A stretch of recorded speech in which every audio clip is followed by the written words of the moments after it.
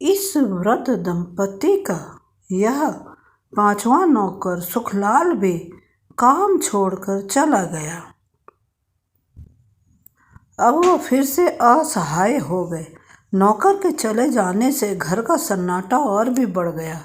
नौकर था तो वह इस सन्नाटे को अपनी मौजूदगी से भंग करता रहता था।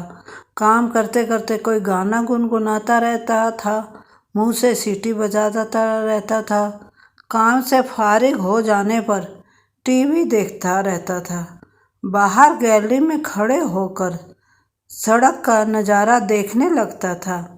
उसकी उपस्थिति का एहसास इस वृद्ध दंपति को होता रहता था।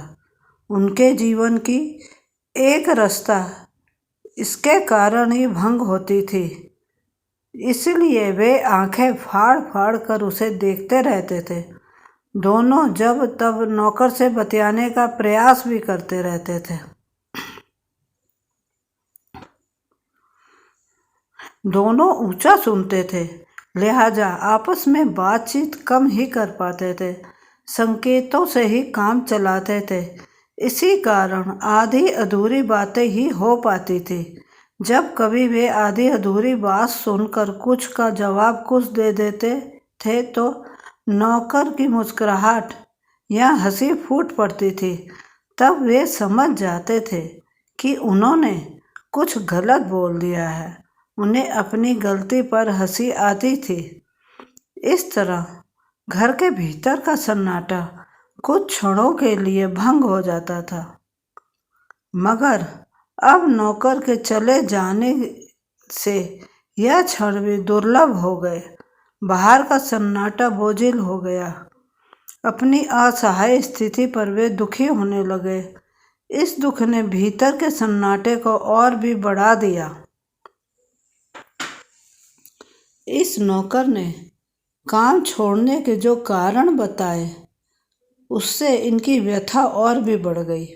उन्हें अफसोस हुआ कि सुखलाल के लिए इस घर का वातावरण इतना असहनीय हो गया कि वह 17 दिन में ही चला गया। वृद्ध दंपति को अफसोस के साथ साथ आश्चर्य भी हुआ कि मांगी बाई तो इस माहौल में 7-8 साल तक बनी रही। उसने कभी कोई शिकायत नहीं की। वह तो इस माहौल का एक तरह से अंग बन गई थी। इस छोकरे सुखलाल का ही यहाँ दम घुटने लगा। सुखलाल से पहले आए 4 नौकरों ने भी इस घर के माहौल की कभी कोई शिकायत नहीं की। वे अन्य कारणों से काम छोड़कर चले गए। मांगी बाई के निधन के बाद उन्हें सबसे पहले आई छोकरी को चोर होने के कारण हटाना पड़ा था। उसके बाद आई पार्वती बाई को दूसरी जगह ज़्यादा पैसे में काम मिल गया था, इसलिए उसने क्षमा याचना करते हुए यहाँ का काम त्यागा था। पार्वती बाई के बाद आई हेमा कामचोर और लापरवाह निकली थी। बार बार की टोका टाकी से लज्जित होकर वह चली गई थी। इसके बाद आया वह भील युवक जो यहाँ आकर खुश हुआ था। उसे यह घर बहुत अच्छा लगा था। पक्का मकान, गद्देदार बिस्तर, अच्छी चाय, अच्छा भोजन आदि पाकर वह अपनी नियति को सराहता रहा था। उसने वृद्ध दंपति की अपने माता पिता की तरह बड़े मन से सेवा की थी। पुलिस में चयन हो जाने की सूचना उसे यदि नहीं मिलती तो वह घर छोड़कर कभी नहीं जाता। वह विवस्था में गया था।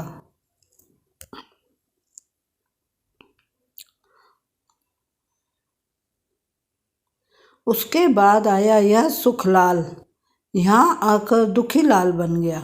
17 दिन बाद एक दिन भी यहाँ गुजारना उसे असहनीय लगा। 14-15 साल का किशोर होते हुए भी वह छोटे बच्चों की तरह रोने लगा था। रो रो कर बस यही विनती कर रहा था कि उसे अपने घर जाने दिया जाए। दंपति हैरान हुए थे कि इसे एकाएक यह क्या हो गया। यह रस्सी तोड़ाने जैसा आचरण क्यों करने लगा। इसलिए उन्होंने पूछा था, क्या बात क्या है, रो क्यों रहा है। इसके उत्तर ने सुखलाल बस यही कहता रहा, मुझे जाने दीजिए मालिक, मुझे यहाँ नहीं रहा जाएगा। तब प्रश्न हुआ था, क्यों नहीं रहा जाएगा? यहाँ क्या तकलीफ है?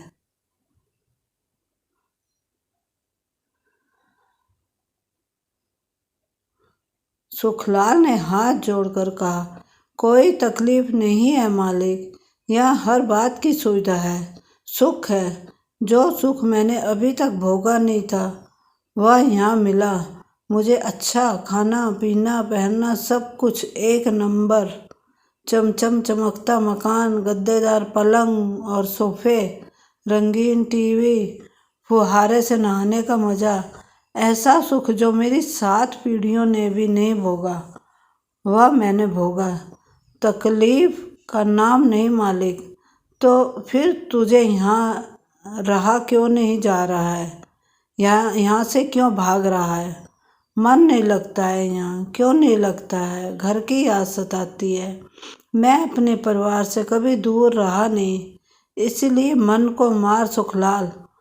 वृद्ध दंपति ने समझाने की पूरी कोशिश की थी। यह मेरे वश की बात नहीं है मालकिन। तो फिर किसके वश की है? इस प्रश्न का उत्तर सुखलाल दे न पाया। वह एकटक उन्हें देखता रहा था। जब इस बारे में उसे और कुरेदा गया था तो वह फिर रोने लगा। रोते रोते ही विनती करने लगा, आप तो मुझे बस जाने दीजिए, अपने मन की बात समझा नहीं पा रहा हूँ। वृद्ध दंपति ने इस जिरा से तंग आकर कह दिया था, तो जा, तुझे हमने बांध कर थोड़े ही रखा है। सुखलाल ने अपने आंसू पोंछते हुए कहा था, जाऊं, आपकी इजाज़त है? हाँ सुखलाल, हाँ, हम तुझे यहाँ रहने के लिए मजबूर तो नहीं कर सकते। सुखलाल का चेहरा खिल उठा। वह अपना सामान समेटने लगा था। इस बीच वृद्ध दंपति ने उसका हिसाब कर दिया था। वह अपना झोला लेकर उनके पास आया तो उन्होंने हिसाब की रकम उसकी ओर बढ़ाते हुए कहा था, ले सुखलाल, यह रकम अपनी जेब में रखकर अपना झोला दंपति के सामने फैलाते हुए कहा, देख लीजिए। मगर वृद्ध दंपति ने इनकार में हाथ हिला दिए थे। सुखलाल ने दोनों के चरण स्पर्श कर भर्राए स्वर में कहा था, मालिक, मुझे माफ़ कर देना मालिक। आप लोगों को यूँ छोड़कर जाते हुए मुझे दुख हो रहा है, पर करूँ भी क्या? इतना कहकर वह फर्श पर बैठते हुए हाथ जोड़ कर बोला था, एक विनती और है। क्या? बोलो। बड़े साहब से मेरी शिकायत मत करिएगा, वरना मेरे माँ बाप आदि की नौकरी खतरे में पड़ जाएगी। इतनी दया हम पर करना। बड़े साहब से सुखलाल का आशय वृद्धा के भाई फॉरेस्ट रेंजर से था। वही अपने विश्वसनीय नौकर भिजवाता रहा था। उसी ने ही इस सुखलाल को भी नर्सरी में परख कर भिजवाया था। वह अपने परिवार के साथ वहीं काम कर रहा था। वृद्ध दंपति से कोई आश्वासन न मिलने पर वह फिर गिड़गिड़ाया था, बड़े साहब के डर के कारण ही इतने दिन मैंने यहाँ काटे, वरना मैं 2-4 दिन पहले ही चल देता। मेरा मन तो तभी से उखड़ गया था। मन क्यों उखड़ गया था? मैं हमेशा हाट बाजार की तरह शोरगुल मचा रहता है, मगर यहाँ तो मरघट जैसे सन्नाटे से मेरा वास्ता पड़ा। हमेशा सन्नाटा, किसी से बात करने तक की सुविधा नहीं। आप दोनों बहरे, इस कारण मैं आपसे भी बातें नहीं कर पाता था। अभी की तरह ज़ोर ज़ोर से बोलकर काम लायक बातें ही हो पाती थी, इसलिए मेरा दम जैसे घुटने लगता था। मैं बातूनी प्रवृत्ति का हूँ, मगर यहाँ मुझे जैसे मौन व्रत साधना पड़ा, इसलिए यह सन्नाटा मुझे जैसे डसने लगा। मुझे ऐसे लगने लगा कि मैं किसी पिंजरे में बंद कर दिया गया हूँ, इसलिए मेरा मन यहाँ लगा नहीं। मेरा घर मुझे चुंबक की तरह खींचने लगा। आप दोनों को जब तब इस छोटी गैलरी में बैठकर सामने सड़क की ओर ताकते देखकर मुझे पिंजरे के पंछी याद आने लगे। इस पिंजरे से बाहर जाने को मैं छटपटाने लगा। मेरा मन बेचैन हो गया। इसलिए आपसे यह विनती करनी पड़ी। मेरे मन की दशा बड़े साहब को समझा देना। मैं बड़े भारी मन से जा रहा हूँ। छोटे मुंह बड़ी बातें सुनकर वृद्ध दंपति चकित थे। उन्हें आश्चर्य हुआ था कि साधारण दुबले पतले इस किशोर की मूछें अभी उग ही रही हैं, मगर इसने उनकी व्यथा को मात्र 17 दिन में ही समझ लिया। गैलरी में बैठकर हसरत भरी निगाहों से सामने सड़क पर बहते जीवन प्रवाह को निहारने के उनके दर्द को भी वह छोकरा समझ गया। इसलिए उनका मन हुआ था कि समझदार लड़के से कहे कि तूने पिंजरे के पक्षी वाली बात जो कही वह बिल्कुल सही है। हम सच में पिंजरे के पक्षी जैसे ही हो गए हैं। शारीरिक अक्षमता ने हमें इस स्थिति में ला दिया। शारीरिक अक्षमता से पहले भी हम जीवन के प्रभाव के अंग थे, अब दर्शक भर हो गए हैं। शारीरिक अक्षमता ने हमें गैलरी में बिठाकर जीवन के प्रभाव को हसरत भरी नज़रों से देखते रहने के लिए विवश कर दिया। सामने सड़क पर जीवन को अटकेलियाँ करते, मस्ती से झूमते फुदकते एवं इस तरह अन्य क्रियाएं करते देख हमारे भीतर हुक सी उठती है, अपनी अक्षमता कचोटती है। हमारी शारीरिक अकर्मण्यता हमारी हथकड़ी बेड़ी बन गई, पिंजरा बन गई है। हम पहचानना भूल गए।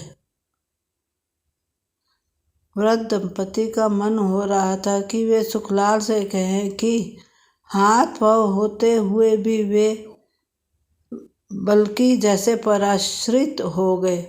पजामे का नाड़ा बांधना, कमीज के बटन लगाना खोलना, शीशी का ढक्कन खोलना, पैंट की बेल्ट कसना, अखबार के पन्ने पलटना, शेव करना, नाखून काटना, नहाना, पीठ पर साबुन मलना जैसे साधारण काम भी उनके लिए कठिन हो गए।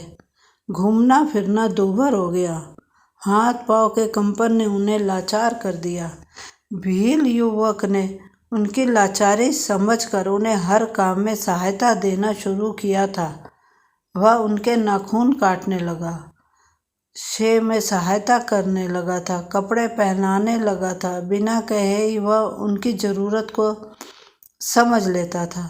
समझदार युवक था। ऐसी असमर्थता ने जीवन दूभर कर दिया है।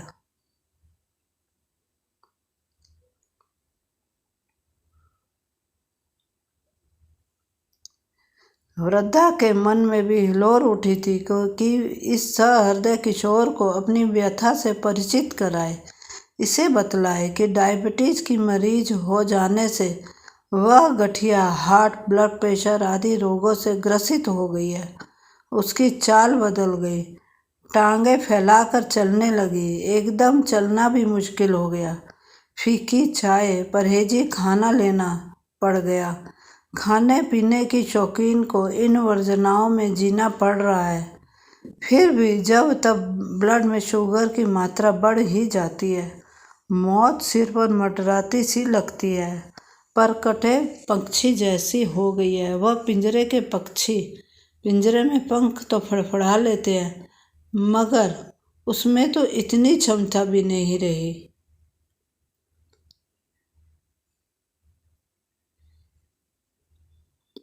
मगर दोनों ने अपने मन का यह गुबार सुखलाल को नहीं बताया।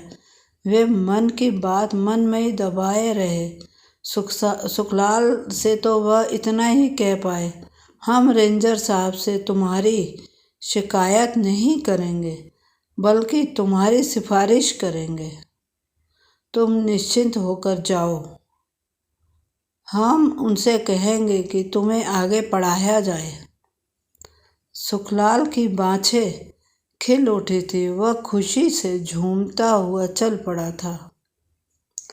जाते समय उसने वृद्ध दंपति के चरण स्पर्श किए थे। बाहर सड़क पर से उसने गैलरी में खड़े हुए दंपति को टाटा किया था। उन्होंने भी टाटा का जवाब हाथ हिलाकर टाटा में दिया था। वे आंखें फाड़ फाड़ कर दूर जाते हुए सुखलाल को देखते रहे। उन्हें वही प्रसन्नता हुई थी जैसे पिंजरे के पक्षी को आजाद होकर मुक्त गगन में उड़ने पर होती है।